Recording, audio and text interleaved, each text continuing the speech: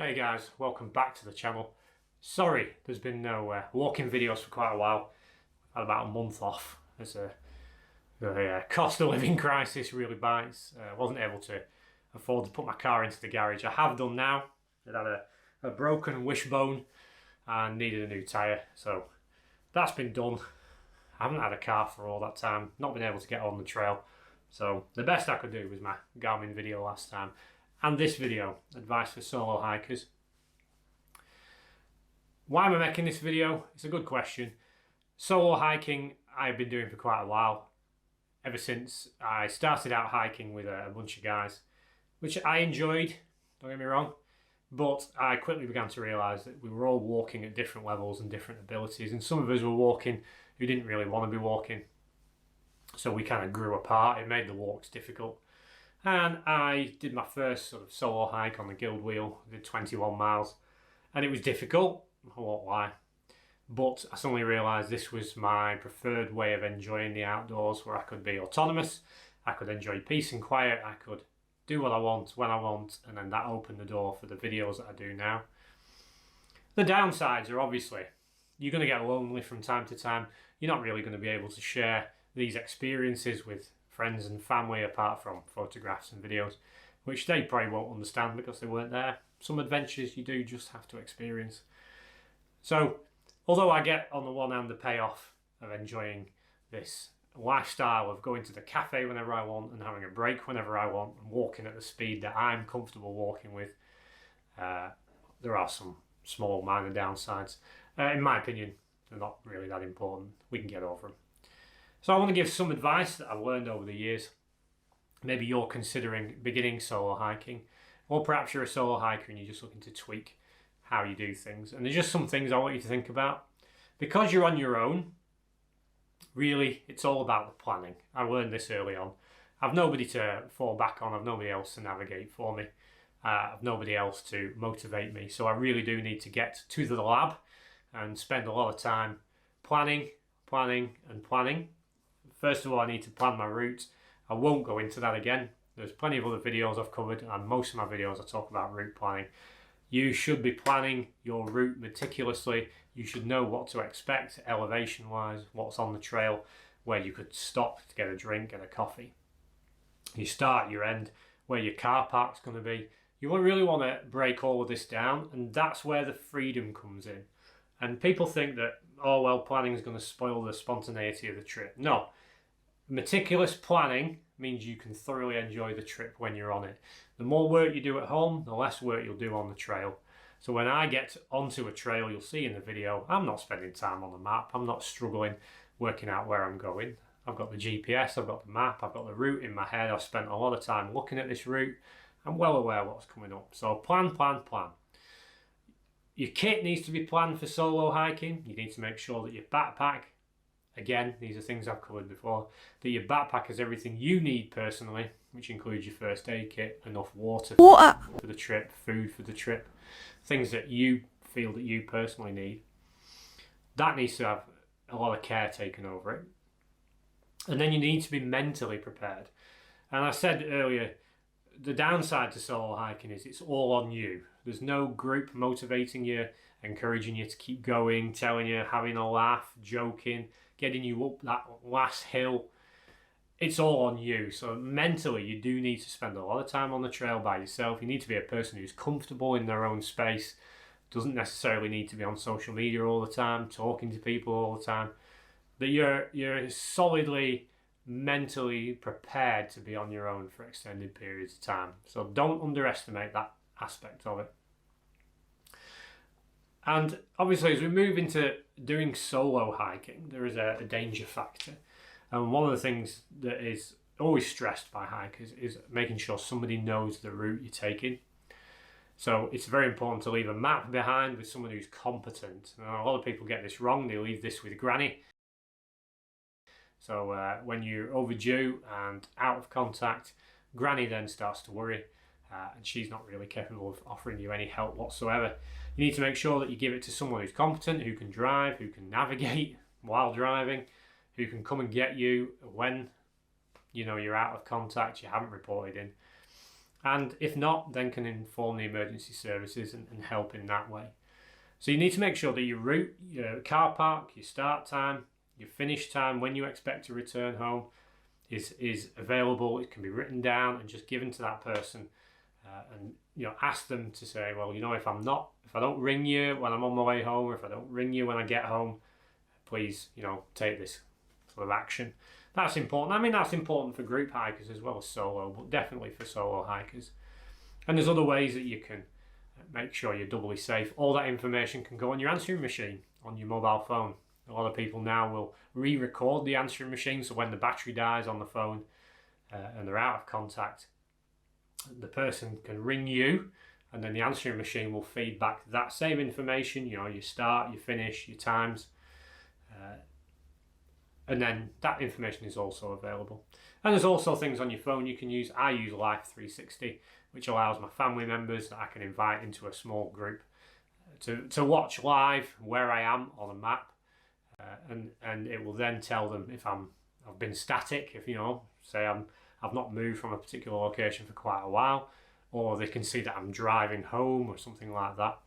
They can follow this information, but it's not 100% reliable because it does need my mobile phone to be working. So if I run out of battery power, it's pretty useless, but at least they'll know my last location. So plan as a solo hiker. Get plenty of advice, and make sure you practice getting out there and seeing if it's right for you. If at any stage mentally you're not in the right place, you're not in a good place, solo hiking is not for you. This does require a lot of mental stamina. So that brings me to the elephant in the room. As I see trends on Instagram in the hiking community, I do see a growing trend of mainly young women solo hiking, and then solo wild camping, solo wild swimming. It's a worrying trend. I'm starting to think that men and women believe they're bulletproof these days, or that we live in a country where crime has been completely eradicated. Now, granted, statistically, there isn't a lot of crime on hiking trails, but that might change as trends take off that I don't agree with. And I will make a stand at this point, saying I am very concerned when I see social media posts of young women wild camping in places that are illegal to camp. They are illegal. And this being a thing to achieve, to go and put themselves in this position and kind of conquer the fear of wild camping. Now let me point something out about fear.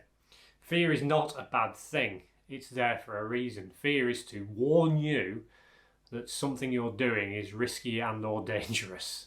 So if I'm scared of heights, it's usually for a legitimate reason, that I can fall from a height. If you're afraid to be in a tent in the middle of nowhere by yourself in a vulnerable position, because basically it's a piece of canvas, that fear is justified. It's not something to be conquered, it's something to be respected. And this will be the same for me. I don't wild camp, and the main reason, first and foremost, is it's illegal in England. I know in certain places in Scotland it's legal. Without the landowner's permission, you are breaking the law. But I also don't like the idea of wild camping, especially solo, is because I'm vulnerable. When I'm led down asleep, I am then vulnerable. And the only thing between me and the outdoors is a piece of canvas. So to compound that by being a young woman who's particularly vulnerable to creepy people on the internet, I think is a very big issue. You may argue with me, that's what the comments below are for. Keep it clean though. Put your argument forward about, maybe you want to justify it. Me personally, I do advise people against it anyway, men or women, based on the law. If you don't have the landowner's permission, you shouldn't be doing it. But I do think if you're vulnerable, you shouldn't also be doing it. I don't think it's anything to be proud of, particularly.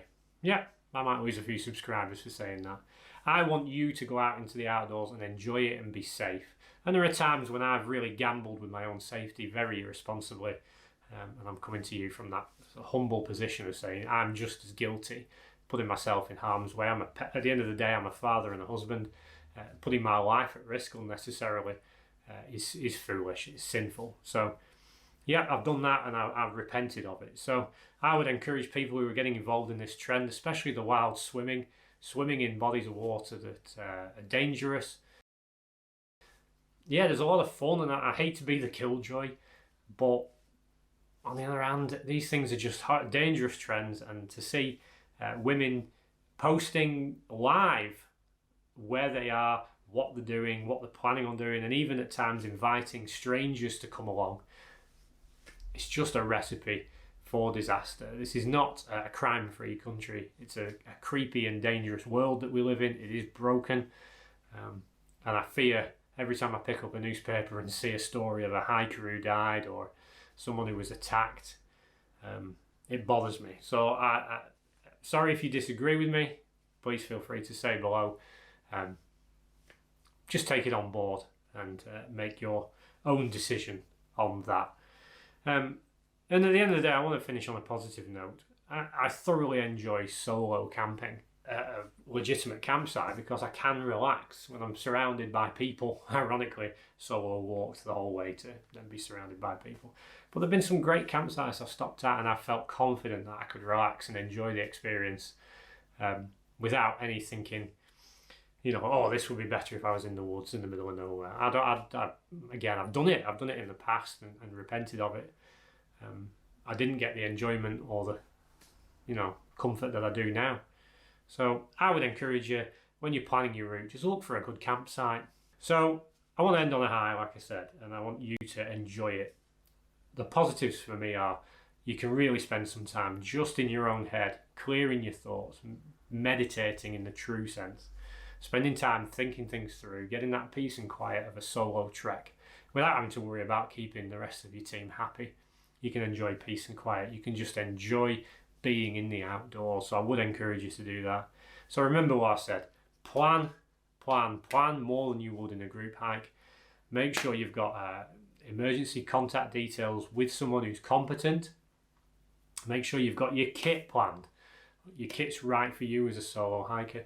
And be prepared that in the case of a situation where you might just turn an ankle and be incapacitated, just run that scenario through in your head and think, right, okay, what am I going to do? Might be a Garmin InReach Explorer with emergency texting, these kind of devices. Some way of letting someone know you're in an emergency situation, you need to get out. So that really does need to be thought through before you even consider solo hiking. And the most important thing is to go and enjoy it. And yeah, see what you think. Leave your comments below if you want to challenge anything I've said, or maybe you've got some extra things you would say that people should consider. And I guess I will see you next time back on the trail.